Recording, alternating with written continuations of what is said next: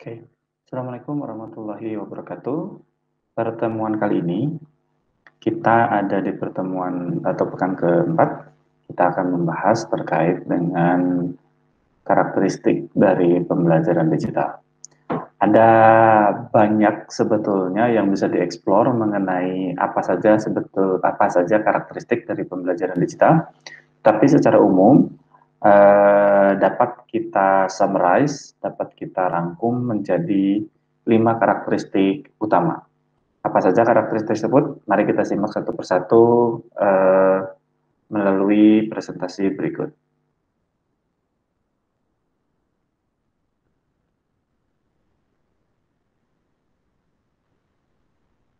Nah, ini adalah karakteristik pembelajaran digital yang akan kita bahas. Ada 5 yang sudah kita rangkum dan akan kita sajikan satu persatu. Apa saja karakteristik pembelajaran digital? Ini dia yang pertama.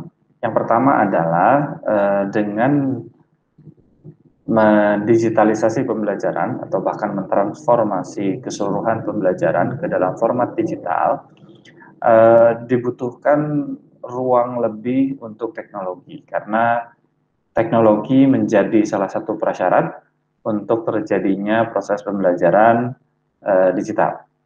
Sehingga teknologi memiliki peranan yang sangat penting. Teknologi digital dalam hal ini menjadi satu hal yang penting dan kemudian eksistensinya menjadi suatu keniscayaan sehingga harus ada. Yang pertama misalkan bagaimana peran komputer menjadi lebih besar. Bagaimanapun memang diakui komputer sebagai salah satu produk teknologi yang bisa mendukung teknologi digital karena teknologi digital tanpa komputer hampir dipastikan tidak akan bisa berjalan. Yang kedua adalah penggunaan ragam perangkat lunak. Nah, ini perangkat lunak untuk mendukung pembelajaran. Ada berbagai macam perangkat lunak yang umumnya dapat digunakan untuk mengakses pembelajaran. Nah, akses pembelajaran ini pun kemudian tidak hanya untuk sekedar mengakses, tapi juga untuk menyelenggarakan berbagai aktivitas pembelajaran. Itu yang pertama. Yang kedua, ini yang sering sekali saya sampaikan dalam sesi-sesi sebelumnya bahwa karakteristik pembelajaran digital ini ada kecenderungan untuk mendorong pembelajaran menjadi lebih individual. Dalam bahasa lain, bahwa pembelajaran digital ini lebih bersahabat kepada personalisasi pembelajaran. Yang pertama, karena pembelajarannya cenderung bersifat mandiri. Peserta didik dapat mempersonalisasi bentuk pembelajarannya, ekstensi pembelajarannya dapat menjadi lebih personal, menjadi lebih sesuai dengan preferensinya. Orang yang suka membaca teks bisa belajar dengan mencari bahan ajar yang berbentuk teks.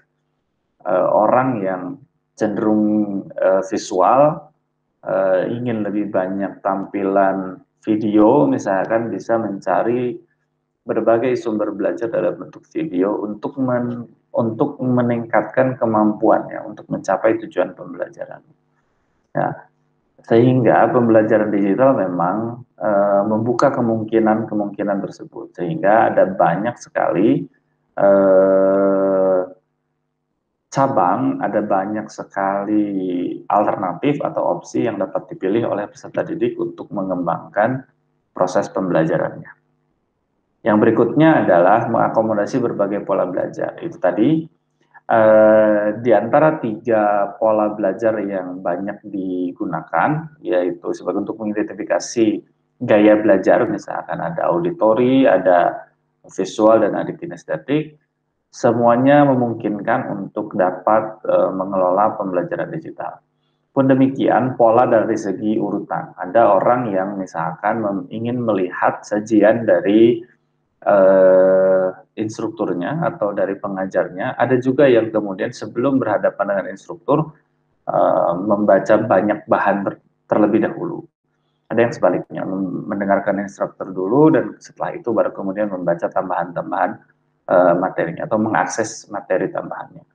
Seluruhnya dapat dimungkinkan dengan pembelajaran digital. Jadi pola apapun yang digunakan atau di luar contoh tadi yang sudah disebutkan, ini sangat memungkinkan untuk dilakukan melalui pembelajaran digital. Yang ketiga, peserta didik bertanggung jawab terhadap fasilitas pembelajaran. Hal ini karena apalagi terutama ya dalam konteks pembelajaran digital yang dilakukan secara distance. Dalam konteks pembelajaran digital yang dilakukan secara distance, segala fasilitas pembelajaran itu menjadi lebih tanggung jawabnya kepada peserta didik. Contoh dalam konteks pembelajaran pada saat pandemi COVID-19 misalnya, bagaimana perangkat untuk mengakses pembelajaran yang asalnya disediakan oleh sekolah, perangkat akses digital, misalkan laboratorium komputer dalam hal ini menjadi suatu kebutuhan yang sifatnya individual. Yang tadinya 30 perangkat PC atau 40 perangkat PC dapat dipakai bergiliran oleh peserta didik, saat ini tidak bisa. Tidak bisa digunakan sama sekali bahkan. Dan kebutuhannya menjadi jika seluruh siswa total ada 100, maka kebutuhan perangkat menjadi 100. Karena masing-masing orang memiliki kebutuhan untuk mengakses pembelajaran yang diwajibkan atau yang mau tidak mau harus melalui suatu perangkat digital, perangkat teknologi, pengakses teknologi digital. Sehingga ini salah satu bisa disebut sebagai kelebihan, juga bisa disebut sebagai kekurangan, tergantung kita melihat dari mana sudut pandang fasilitas pembelajaran ini posisinya bagi peserta didik. Yang ketiga, ada yang dalam pembelajaran digital bahwa ketergantungan terhadap internet ini menjadi sangat kuat ya, menjadi sangat besar sekali. Ada ketergantungan ini karena internet digunakan, dimanfaatkan untuk mendukung proses pembelajaran, baik pada saat masa persiapan, masa pelaksanaan, pada saat pelaksanaan seperti yang dilakukan oleh teman-teman sekarang, maupun untuk mendukung pembelajaran, artinya untuk tadi sebagai suplementer, sebagai komplementer, untuk memperpanjang atau untuk memperdalam, untuk memperluas khasanah ilmu pengetahuan yang akan diperoleh peserta didik. Internet ini sangat dibutuhkan dalam konteks pembelajaran digital. Maka dalam konteks pembelajaran digital, terutama saat ini, hampir tidak mungkin dilakukan tanpa hadirnya internet. Sehingga karakteristik pembelajaran digital saat ini adalah yang disebut dengan internet dependensi atau ketergantungan terhadap hadirnya internet. Yang keempat, ini multimedia oriented. Kita akan bahas satu persatu. Yang pertama, tampilan bahan ajar menjadi lebih grafikal dan tidak lagi tekstual. Sebelum ada pembelajaran digital, pola sajian bahan ajar ini cenderung verbal, bukan hanya tekstual tapi verbal.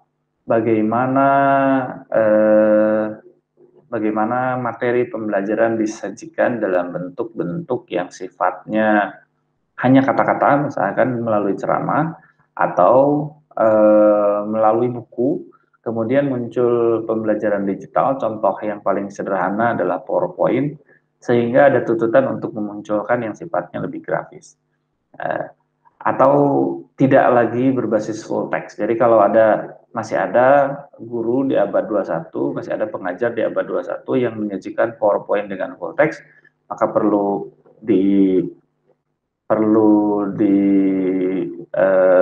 diberikan pemaparan bahwa PowerPoint fungsinya tidak hanya untuk menyajikan teks, tapi juga ada grafikal.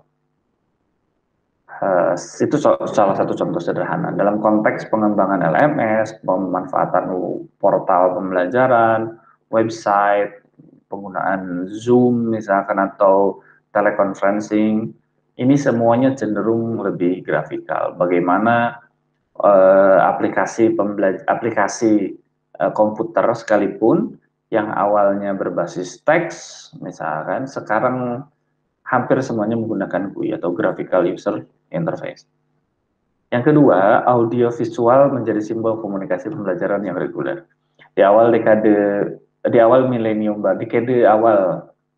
baru, tahun 2000 sampai tahun 2010-an, media video itu menjadi salah satu privilege, menjadi salah satu hal yang cenderung bersifat mewah, video pembelajaran. Tapi pada saat pembelajaran digital emerge dan kemudian menjadi tersosialisasikan sedemikian rupa, media video pembelajaran itu menjadi media yang biasa saja, menjadi kehilangan kespesialannya, sehingga disebut bahwa audiovisual menjadi simbol komunikasi pembelajaran yang reguler. Baik sinkronus maupun asinkronus, cenderungannya menggunakan video. Sekarang kita melakukan pembelajaran secara asinkronus menggunakan video. Jika kita menggunakan Zoom atau Google Meet atau menggunakan perangkat telekonferensi lain, kita juga sama. Pada hakikatnya sedang mengakses audio visual atau video. Sehingga bisa disebut dalam konteks pembelajaran digital, terutama yang pembelajarannya menggunakan pembelajaran jarak jauh, audio visual menjadi simbol komunikasi pembelajaran yang biasa atau yang reguler.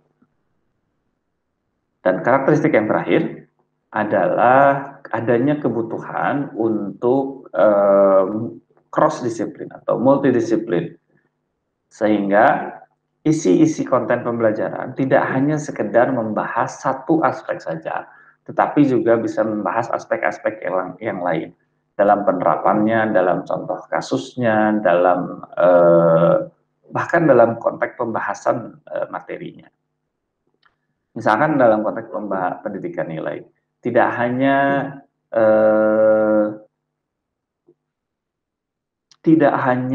dapat dikelola oleh satu subject matter, tidak hanya bisa dikelola oleh posisi teacher saja, tidak hanya dapat dikelola oleh institusi sekolah saja, tapi juga butuh lingkungan di mana peserta didik tinggal, butuh kemudian tidak hanya melalui media, tetapi juga dari interaksinya, tidak juga, ini pendidikan nilai, tidak hanya lewat sajian-sajiannya saja, tapi juga dari model yang disajikan oleh baik guru, lingkungan sekitar, maupun interaksi antar peserta didik. Yang kedua, pendidikan berbasis proyek, pendidikan berbasis masalah, ini kemudian menjadi salah satu opsi yang banyak digunakan dalam konteks pembelajaran digital, terutama yang menggunakan pembelajaran jarak jauh atau distance learning. Maka pendidikan berbasis proyek atau pembelajaran berbasis masalah, PJBL atau PBM gitu ya, ini menjadi salah satu jalan pintas untuk dapat mencapai cross disiplin tersebut, untuk mencapai multidisiplin dapat tersampaikan dalam satu aktivitas peserta didik. Dan yang terakhir, ini pendidikan terpadu. Pendidikan terpadu secara konten memadukan berbagai disiplin ilmu dalam suatu sajian materi. Demikian sebetulnya 5